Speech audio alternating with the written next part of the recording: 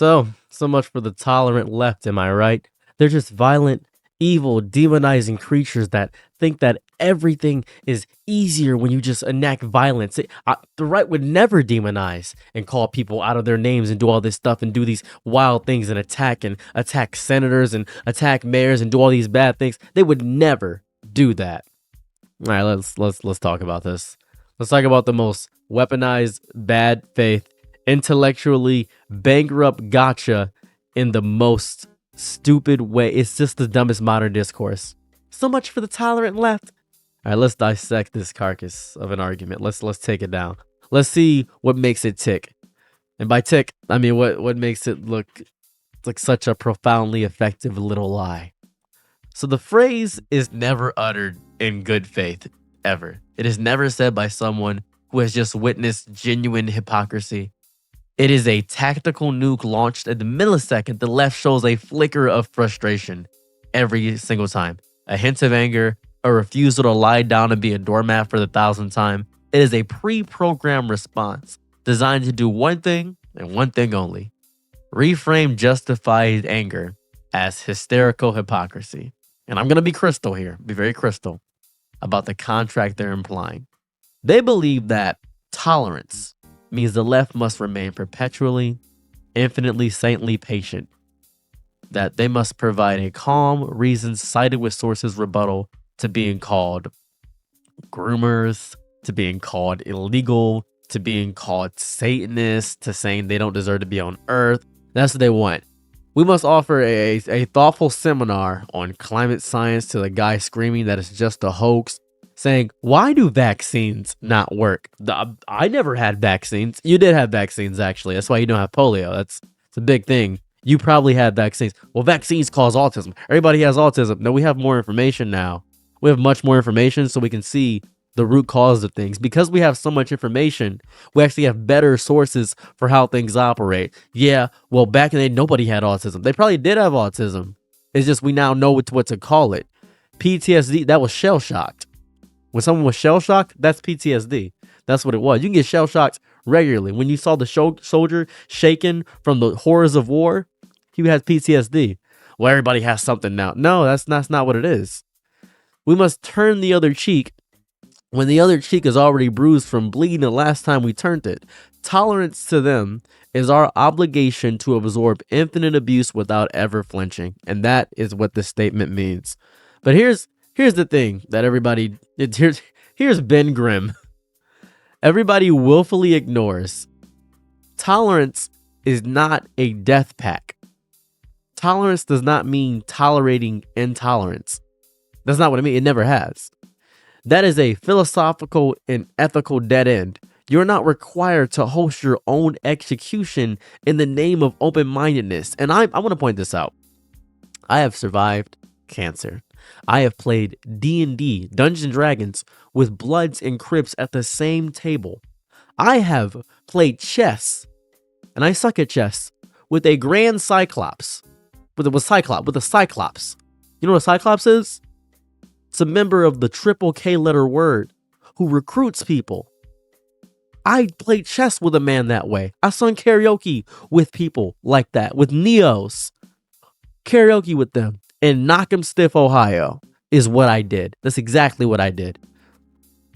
And I was still not bowing down and bending at the knee, allowing them to call me names and things of that variety. I had conversations with them. And I don't recommend doing what I do in any capacity because you are risking your life for nothing doing that. And you have to be really good at talking and really good at not being angry. And it takes a lot. But I have been hurt so much in my life that I don't want that hurt to be caused in any capacity. I have experienced brutality and destruction and anger and evil, pure evil. And I don't want anybody to experience that. The second one side starts arguing in bad faith, the second they trade in demonetization or demonization or copyright striking or outright lies or whatever, the contract is null and void. You're not debating ideas anymore. You are being attacked. And you have every right to defend yourself. And anger is a really justifiable thing, and not everybody can choose kindness. And I really say you should choose kindness even when you can't, but sometimes you really can't. And that happens. Because, and this is the most childish thing I'm going to say, sometimes they start it. Sometimes you start it. And I know what's going to happen. Somebody's going to call me a racial slur or something of that variety, because this happens a lot. I'll give my opinion about something. I won't call anybody names. I won't say anything about it. And then I get called a slur. And I don't care if you call me a slur or whatever. It doesn't bother me. But that's your initial reaction to attack me because you can't think of a better argument to attack something about me besides seeing a better argument. But and I know people hate being called the 4-letter word that starts with an N and ends with an I and represents a man with a very funny mustache. They hate being called that word. But when you speak those very same rhetorics as that man, you're going to get called that. And I know that you want to take the minority of what happens and says the majority. And I'm going to talk about this in a minute, but we're going to get to that. Let's talk about the right in this equation. I'm not going to mince words. We are not talking about polite conservatives who believe in lower taxes. That's the majority of Republicans, by the way. I've spoken to a lot of Republicans in my life. I'm talking about the faction that has made cruelty its platforms. I want to be very crystal here. If you made it this far in the video and you feel attacked, I'm not talking about you specifically that is actively just a regular conservative that says, yeah, I believe in God and faith, and I'm not trying to force it upon anybody, but I think it is better to have this. I want to talk about the people that attack children for reading books. That's what I want to talk about. The people that attack children for reading books. That demonizes entire groups of people as vermin and poison. Entire groups of people as vermin and poison. I want to say this again. Entire groups, whole collectives as vermin and poison. That trades in conspiracy theories that get people destroyed. The vaccines. Saying vaccines are evil. How hard we worked to destroy the bubonic plague, polio. How hard we worked to get rid of those things. This is not a difference in opinion. This is much different. This is a moral schism. Calling it politics is like calling a hurricane weather. A hurricane is a natural disaster, dude. I just want to point that out. And what happens is that once I get really fed up with hearing deep, ridiculous anger all the time, bone tired, so weary, fed up with being told to be civil, while the other side's civility is measured in how creatively they can dehumanize people. And I myself, I want to point this out. I made a video recently called America is Too Violent. I still think that. My goal of that video was not to tell you to lay down and take it. My goal was to say, talk. I want to talk to people. That's it. Talk. But I understand that talking is not a language that you understand, which is scary because that's the best use of communication that we have. The ability to communicate. I am so sick of people misconstruing my words, so I'm going to be as crystal as possible. The way I live my life, I would gladly lose my soul to have a conversation. I would lose my life to have a conversation. I would. Don't do as I do, because it is not conducive to the human condition. It is not. I have experienced great tragedy and pain, and I would never want anybody to feel unheard and unspoken. But my understanding of something is not my acceptance of what it is. We are fed up with being told to listen. I know you are. I know. You told me all the time you're fed up being told to listen. I get it. To arguments that begin and end with our fundamental right to exist. I don't want to argue human rights. No one does. No one wants to argue human rights because they're human rights. Everybody should have a right to do things, but they're my taxpayer dollars. Yes, they are your taxpayer dollars, and I pay those same taxes. And we both have the ability to choose where our tax money goes, and that's why I'm so deeply invested in this. We both have the ability. This fed upness is not intolerance. It is the exhausted immune system of a body politic. Finally fighting back against a disease. You know what's annoying? The most radical, most insane, most performatively cruel voices on the right are the ones that get amplified. The algorithm in itself is a carnival barker. Is that what it's called? A carnival barker. I believe it's called that. And it knows that outrage sells more than tickets. It's stupid. It's stupid. I forgot the analogy I was gonna say. My brain just did a whole fart. Okay, let me get back here. The bigots, the conspiracy theorists, those people, they become the headline. They become the avatar for an entire half of the country. And I think that's a really bad distortion of reality, realistically, because I think I've made a mistake. I speak to regular people. I don't talk to these big, gigantic people. I don't speak on Twitter and argue in comment sections. I don't do that. I talk to people in person. That's who I have conversations with. The vast, silent majority of people on both sides are not these insane cartoon villains.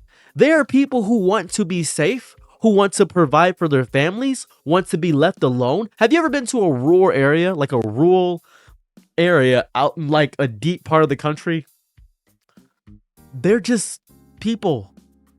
They may say some offensive things sometimes. They may say, oh yeah, I know some black people. I'm not racist or nothing like that. They may say some stuff that are off-color remarks, but in general, it's not genuine hate.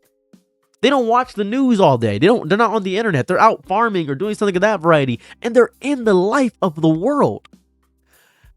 They are being held hostage by their own most unhinged representative.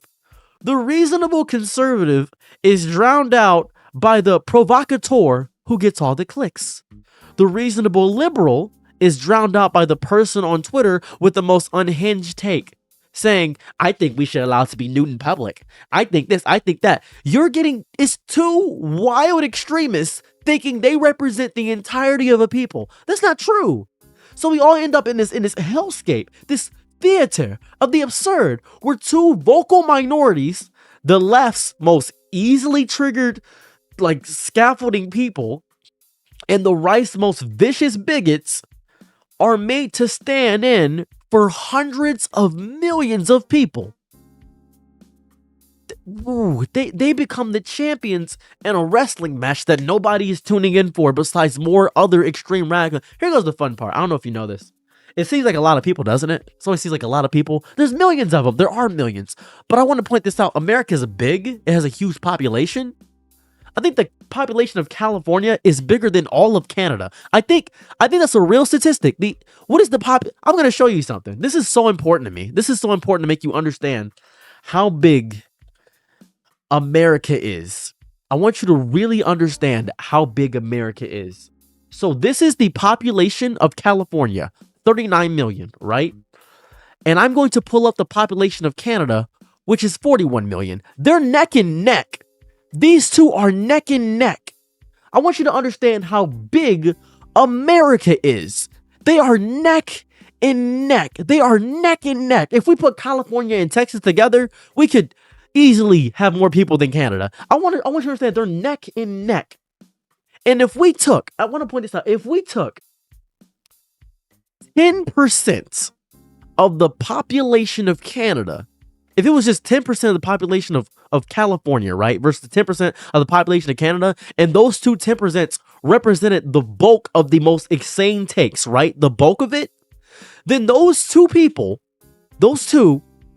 would think they're speaking for the 39 million and the 41 million of Canada and California. And then Canadians would say, well, that must be all of America because most of our people are arguing and this is happening. No. You know what America's population is? You know what America's population? 340 million. 340 million. We supersede Canada. We superseded by a wide metric mile. And if you took 3%, if you took 10% of America, and that 10% are the only people arguing online, right? I'll make it a lot easier for you. So 10% of 340 million is 34 million, right? That's 34 million. I want you to understand that. 34 million. If I had 34 million subscribers, right? And they all argued against one person, I would never lose any argument on the internet. But that would only be 10% of the population of my most radical people who believe every word that I say. So take that statistic, and it is you will see that if there are a million people arguing some crazy conspiracy, you're going to think, well, all conservatives think that way. All liberals think that way. No, that's just a million people out of 304. That's not even 1 million. Isn't even 1% of America. That's not even 1% of America. What is 1% of 340 million? Do you know what that is? Oh my God, they're doing math for me. Oh my goodness. 1% of 340, that's 3.4 million people. I want to put it out there. That's 3.4 million people. I hate this AI garbage. There's 3.4 million people, right? So not even 1%, not even 1% is believing in the rhetoric, right? They're just the most loud. Because the majority of people, the people who I talk to, don't think this. They don't think this. They don't have the conversation. So when the left, this is back to the original thing, when the left finally snaps and when they say no more, when they say, when they stop offering philosophical debates and start shouting back when the trap is sprung, that's when the smug face appears from off stage and delivers the line. That's when it says, so much for the tolerant left. They poke the bear for years. And the second it growls, they say, well, bears are evil. We got to claim the moral high ground here. It's a masterclass in psychological manipulation. I've seen this with people in horrible relationships. It's stupid. They want us to be tolerant of their intolerance, demanding patience for their impatience, insist on our respect for their disrespect. It's a one-way street paved with our good intentions, and they are driving a bulldozer down it. So no. You don't get to say so much for the tolerant left. You don't get to set the house on fire, stand there with a gasoline can and smile and then criticize our tone of voice when we try to put it out. You don't get to be the arsonist and the fire inspector. The tolerance of the left ends exactly where the intolerance of the right begins. This is not hypocrisy. It is the line between civilization and barbarianism. We are not failing to be tolerant. We are finally learning to be discerning, finally drawing a line. In the other side of that line, and on the other side of the line, you can stand there with your gasoline tank and smile and all that, and you can choke on the smoke. You can just choke on it. It's goofy. I've been seeing these arguments all day saying, well, obviously, I want to point this out. This is about the Charlie Kirk thing. We don't even know the identity of the person who did it. That's what's pissing me off. This is stupid. Anyway, I'm done with my rant. Bye.